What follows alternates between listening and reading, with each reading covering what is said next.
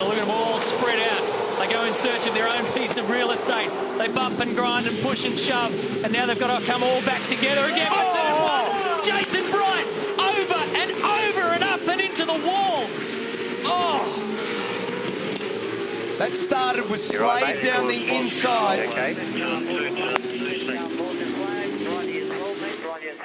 Yep, I'm trying to just give us a radio call if you're there, Bridie.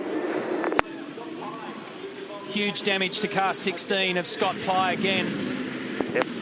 Yeah. The electronics in the car shut down. Here's the replay. This will give us some explanations. We'll try to come in together. So it's Tim Slade leans on the Holden Racing Team car, which just sends Team BOC Commodore flipping into the air. This was what happened. They all fanned out and then they all came back in, and it was never going to work. Van Gisbergen and Kelly get through, and then watch car 47 just pushes across, and it doesn't take much for Garth Tander just to lean on the front left-hand side of Jason Bright. It's that secondary impact that's the worry there with the wall, and it got right up on the top of the debris fence. This is Lee Holdsworth's view. Oh, that was the big crunch that he... Okay, so he got hit by Scott Pye and a few others. The contact actually started with the two Red Bull cars. They actually made contact on the way in there also. There's Slade down the inside. He makes contact with Tander. Tander makes contact with Bright. Totally out on the slide.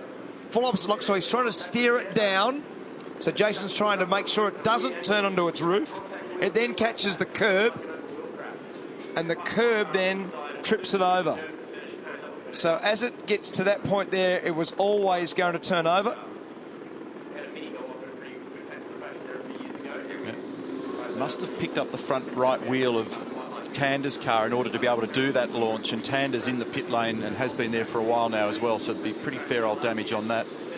It's this next whack with the wall. All this stuff looks spectacular, but at that stage, you know, it's not a crazy amount of damage. It's this next one where it hits the concrete wall.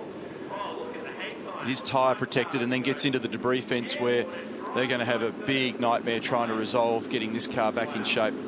Well, fortunately, where the massive load has actually taken place in terms of the final part of the crash, Neil, it was actually against the tyres there.